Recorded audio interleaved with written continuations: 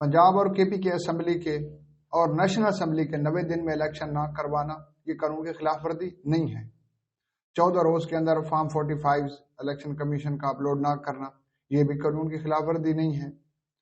مخصوص نشستوں کے اوپر فیصلہ نہ کرنا یہ بھی قانون کی خلاف ورزی نہیں ہے، کیونکہ قانون کی خلاف ورزی تو وہ ہوگی جو کچھ لوگوں کی نظر میں ہوگی، نہیں تو قانون کے ساتھ جو یہاں پہ کھلواڑ ہو رہا ہے، آئین کی دھجیاں جس طرح سے اڑائی جا رہی ہیں وہ ہم سب کے سامنے ہیں۔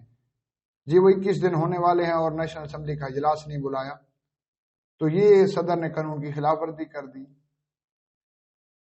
پاکستان کے اندر عدلیہ کا کردار ہمیشہ ہی مشکوک رہا ہے۔ کسی بھی ریاست کو چلانے کے لیے عدلیہ کا بہترین کردار لازمی ہوتا ہے۔ اگر ایک معاشرے کو دیکھا جائے، معاشرہ جو ہے نا کفر کے نظام پہ چل سکتا ہے، لیکن ظلم اور ناانصافی کے اوپر معاشرہ کبھی نہیں چل سکتا۔ جس معاشرے کے اندر سے انصاف ختم ہو جاتا ہے وہ پھر تباہی کے دہانے پہ چلا جاتا ہے اور اس کو اس تباہی سے کوئی بھی بچا نہیں سکتا۔ کیونکہ معاشرے سے اگر کرپشن کا خاتمہ کرنا ہے، ایک ریاست کے اندر سے اگر کرپشن کا خاتمہ کرنا ہے تو وہاں پہ عدلیہ کا کردار لازمی ہے، کیونکہ جو بھی کیسز ہوں گے کرپشن کے بھی ہوں تو وہ گھومتے پھرتے پھراتے عدلیہ کے پاس جاتے ہیں، اور اگر انہی عدلیہ کا کردار مشکوک ہو تو پھر تو وہ ریاست کامیاب نہیں ہو سکتی۔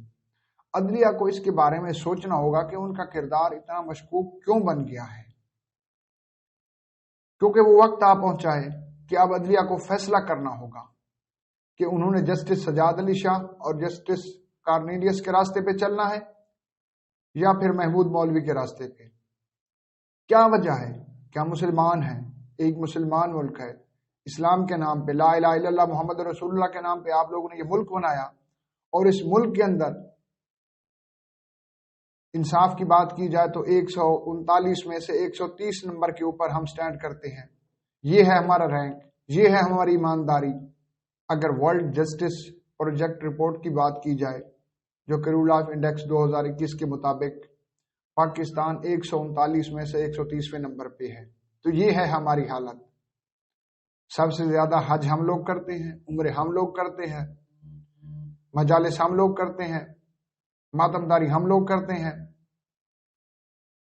سب سے زیادہ نعت خوانی کی محفلیں ہمارے ہاں ہوتی ہے، میلاد ہم لوگ مناتے ہیں، اور ہمارے انصاف کا تقاضا یہ ہے کہ ہم 139 میں سے 130 نمبر پہ ہیں۔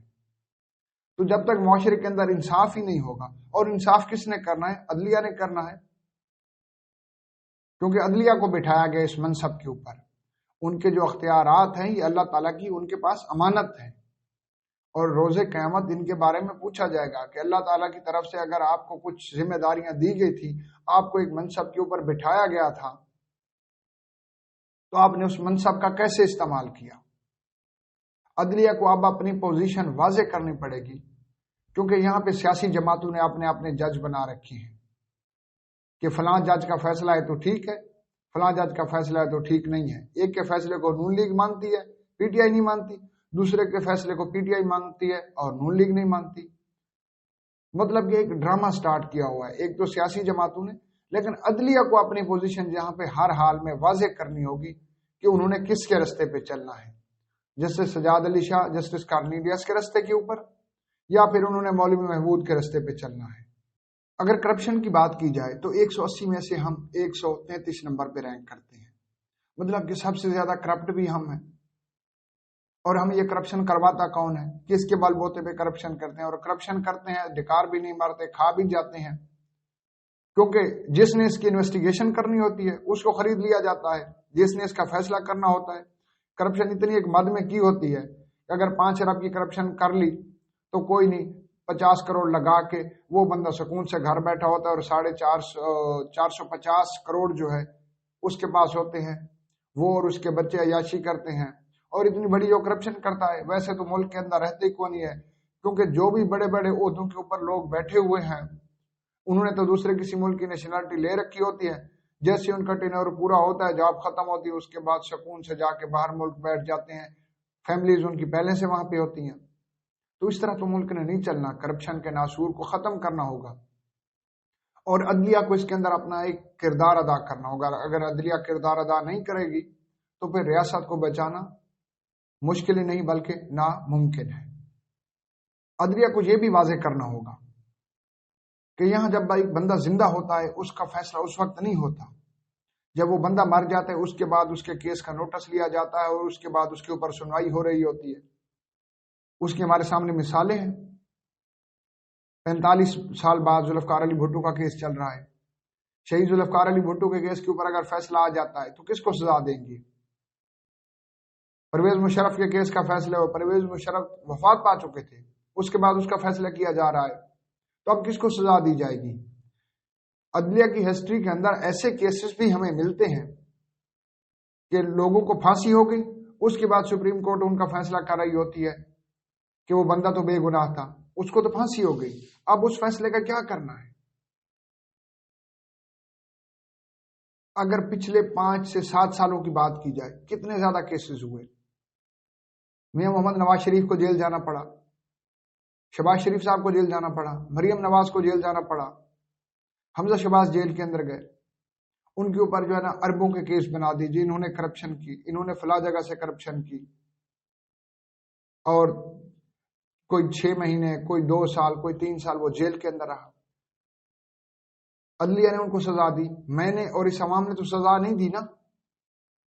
3 سال کا وقت یا 4 سال کا وقت گزرا، اس کے بعد وہی لوگ جن کے اوپر ہمیں بتایا گیا تھا کہ ان کے اوپر اربوں روپے کے کرپشن کے کیسز ہیں، انہوں نے ملک کو لوٹ کے کھا لیا ہے، پہلے ججز نے ان کو بند کیا تھا کہ انہوں نے اس ملک کرپشن کی اور ان کو یہ کرپشن کی سزا مل رہی ہے، 4 سال کے بعد ججز نے پھر ان کو چھوڑ دیا ہے۔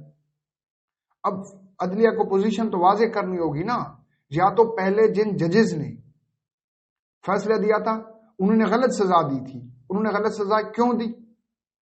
یہ ان کو اگر بے گناہ سزا دی ہے، 3-3 4-4 سال یہ جو لوگ جیل کے اندر رہے ہیں، ان کی جو گڈ ول اور جو انہوں نے ضلالت بھگتی ہے اس کا ذمہ دار کون ہے؟ ہاں، اگر پہلے والے ججز کا سٹینڈ ٹھیک تھا، انہوں نے واقعی کرپشن کی ہے، تو ابھی جن ججز نے ان کو چھوڑا ہے انہوں نے کیوں چھوڑا ہے؟ اب دونوں جگہ پہ بات تو ججز پہ آ جاتی ہے نا، یا تو پہلے والے جج خراب تھے یا بعد والے جج خراب تھے۔ رانا ثناءاللہ کے اوپر ایک کیس بنایا گیا، وہ کس طرح کا بھونگا کیس تھا۔ عوام اب تو کچھ نہ کچھ سمجھتی ہے، اگر وہ کیس بنایا گیا، اتنا بڑا شوشہ چھوڑا گیا، اس کیس کا بعد میں کیا بنا کوئی پتہ نہیں ہے۔ اگر اس کے اندر وہ اب باعزت بری بھی ہو گئے تو ان کے اوپر جھوٹا مقدمہ کیوں بنایا گیا تھا؟ کیا وہ اس ملک کے شہری نہیں ہے؟ کیا وہ ایک اپوزیشن جماعت کے اندر بیٹھے ہوئے تھے؟ اب عمران خان کے کیسز کے جس طرح فیصلے کیے گئے، وکلاء کو اندر نہیں جانے دیا جا رہا تھا، یہاں پہ عدالت رات کو 12 بجے دل چاہے تو کچھ لوگوں کے کہنے پہ کھول دی جاتی ہے، کچھ لوگوں کے کہنے پہ بند کر دی جاتی ہے۔ اس طرح تو ریاستیں نہیں چلتی۔ ریاست کو چلانا ہے تو ایک معتدل انصاف کا نظام چلانا ہوگا۔ اب کل یہ ہوتا ہے کہ عمران خان سارے مقدمات میں بری ہو جاتے ہیں، تو پھر جن ججز نے یہ فیصلے دیے تھے، رات کو 12 بجے تک سماعت کی تھی، تو ان کی کیا کریڈیبلٹی رہ جائے گی؟ اگر کسی نے جرم کیا ہے تو اس کو اس کی سزا ملنی چاہیے، اور وقت کے اوپر سزا ملنی چاہیے۔ اگر کسی کو انصاف ملا، وقت پہ نہیں ملا، تو اس سے مراد یہ ہے کہ انصاف دینے سے انکار کر دیا گیا، اور یہاں پہ انکار کرنے کی مثالیں زیادہ ہیں۔ میں ایک سیول سوٹ فائل کرتا ہوں، میں لڑوں گا، میرے بچے لڑیں گے، میرے بچوں کے بچے لڑیں گے، تو اتنا کیس کو ڈریگ کرنے کا کیا فائدہ ہوتا ہے؟ اگر فیصلہ ہی کرنا ہے 1 سال کے اندر، 6 مہینے کے اندر، 2 مہینے کے اندر، ہاں سیول لیٹیگیشن ٹائم لیتی ہیں، لیکن اتنا بھی ٹائم نہیں لیتی کہ اس کیس کو 3-3 4-4 پشتوں تک چلایا جائے۔ اب سوشل میڈیا کا دور ہے، ایک وقت تھا کہ لوگوں کو پتہ نہیں ہوتا تھا، اب صبح جو بات ہوتی ہے اگلے آنے والے 5 منٹ، یہ نہیں کہ شام تک انتظار کرنا پڑے گا، اگلے 5 منٹ کے اندر وہ پورے پاکستان کیا پوری دنیا کے اندر پھیل جاتی ہے۔ واٹس ایپ، فیس بک، یوٹیوب، انسٹاگرام، اس کے علاوہ کیا کیا پلیٹ فارمز ہیں سوشل میڈیا کے جن کے اوپر ٹرولنگ شروع ہوتی ہے۔ تو اب عدلیہ کو اپنا ایک واضح کردار ادا کرنا ہوگا اگر اس ملک کو مضبوط کرنا ہے، اگر اس ملک کے نظام کو چلانا ہے۔